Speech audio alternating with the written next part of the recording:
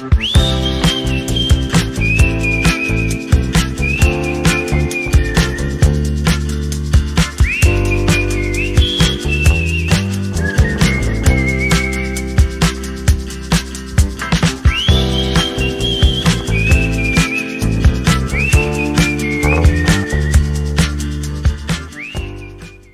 guys, Dina here. I'm back again today with another craft roulette challenge.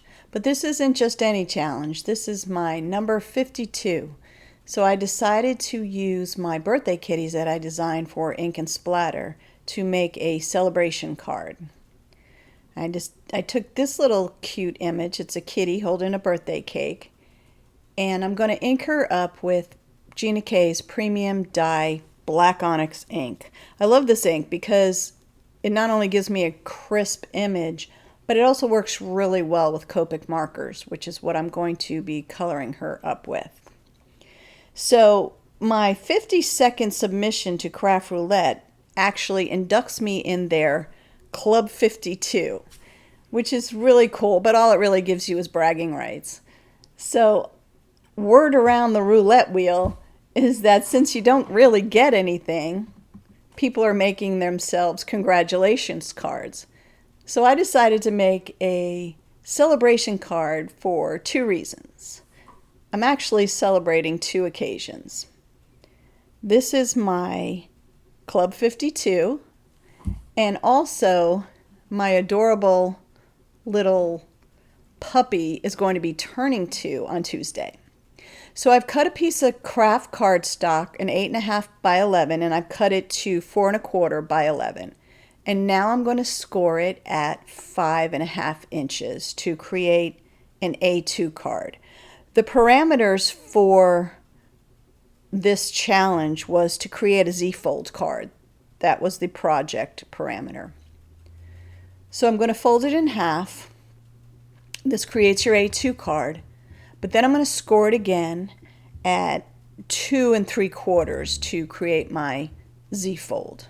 I'm just measuring it at the bottom of my glass board. And I scored it and folded it.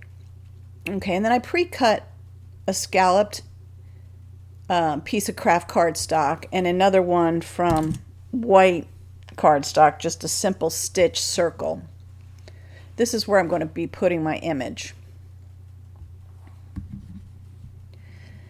So for the colors, we had to use Scarecrow colors, which made me think of Autumn Cozies, which is the pattern paper that I designed for Ink and Splatter.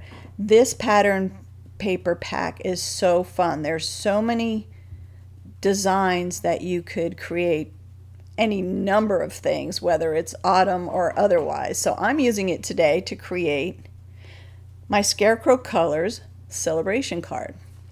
So I've picked up this kind of like a spirograph. It kind of reminds me of a spirograph panel for the front. And then the inside is going to be, I don't know if you can see it really well, it's a sweater, navy blue sweater. And I really don't measure things. I am such a visual person that I eyeball just about everything. So I just made little tick marks, and I'm going to cut this down to size.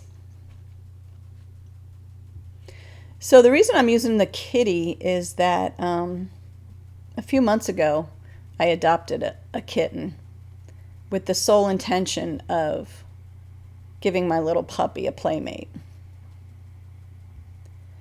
So I chose another pattern paper from the Autumn Cozies. This is an ombre, and it incorporates several colors that you would find in a Scarecrow. Yellow, pink for rosy cheeks, some blues for their clothing, and I'm going to die cut it with Gina K's Master Layouts 2.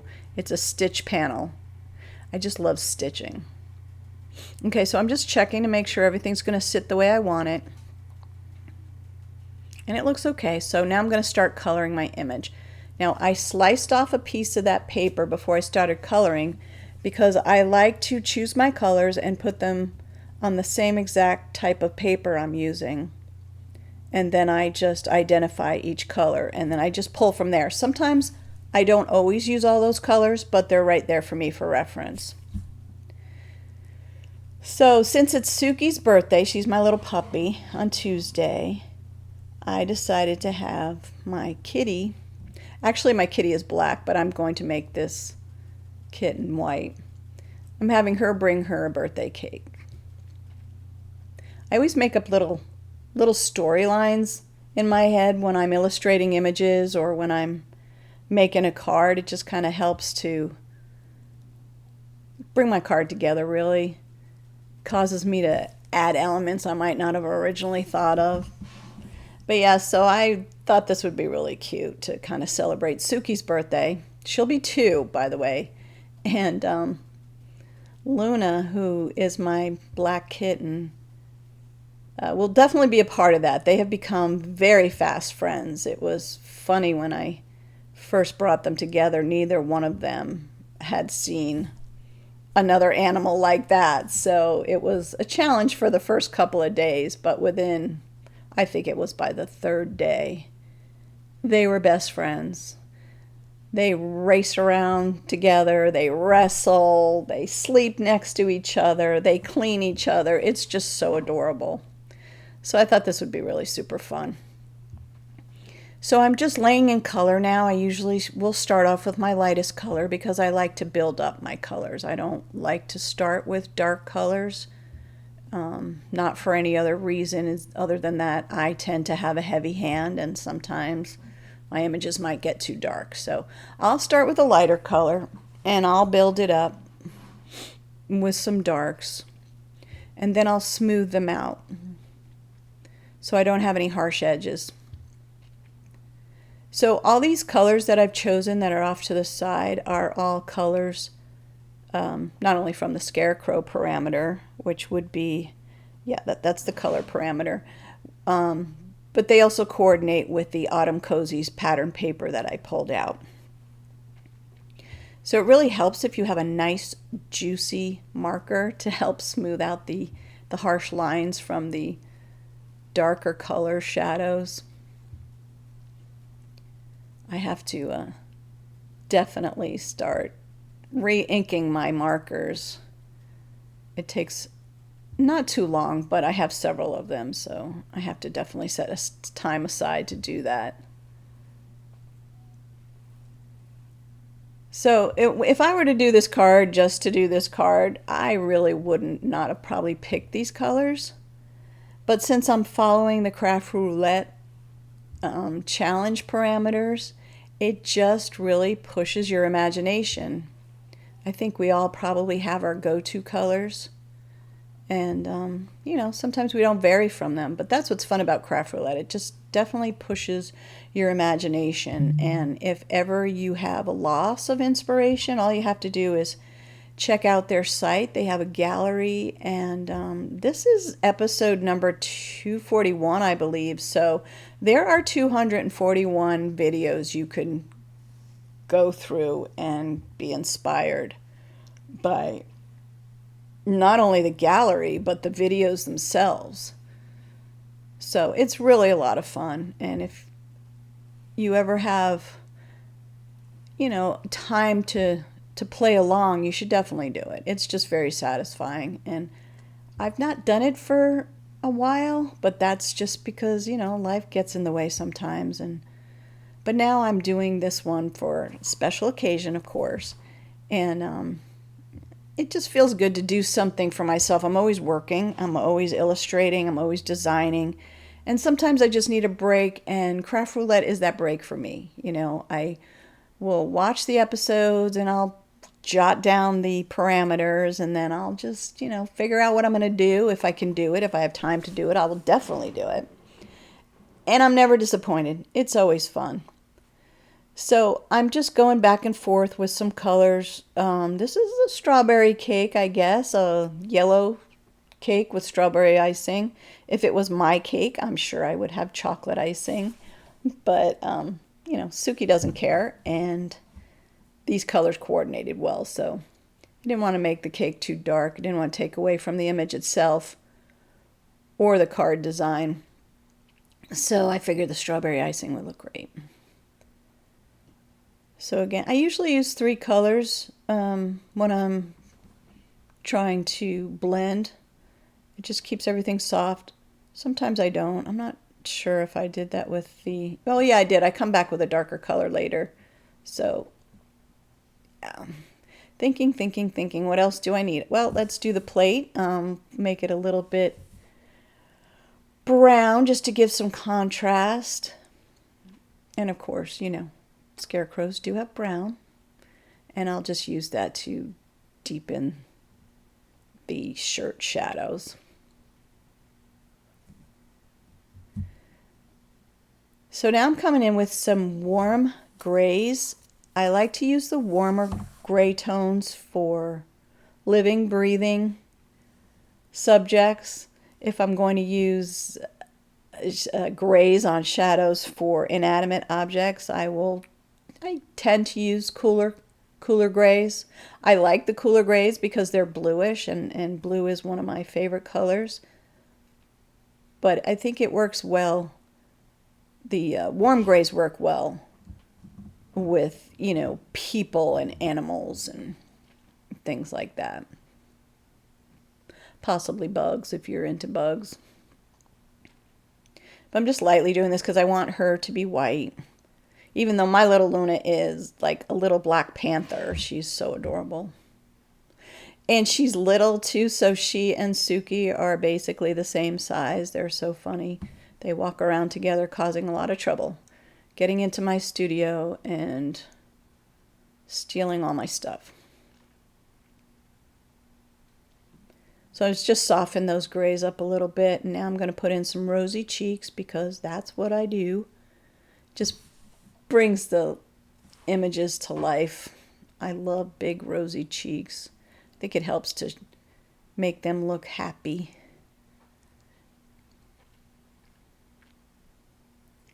So those are my 3 colors for my cheeks. And then I'm going to take that same color and I'm just going to deepen the shadows along the cake a little bit.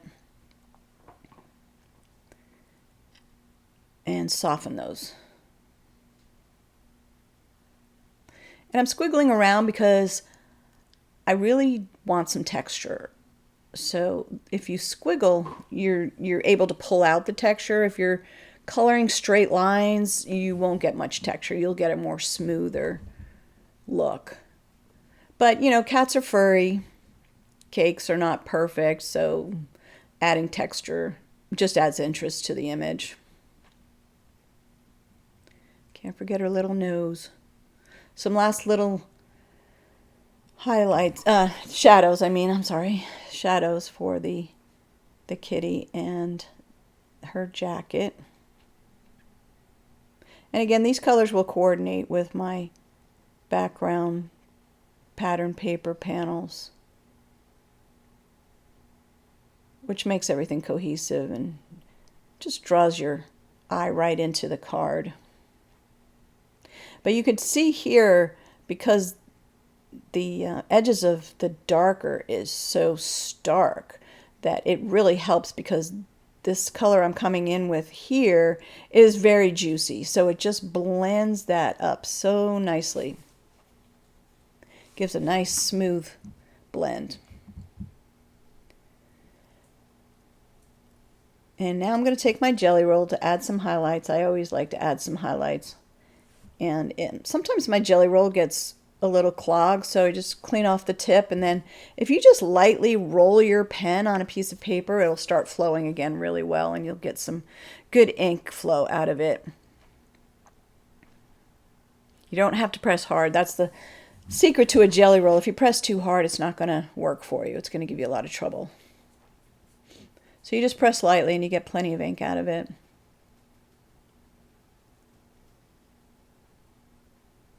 Add a little bit of highlight to the shirt, show some ruffles.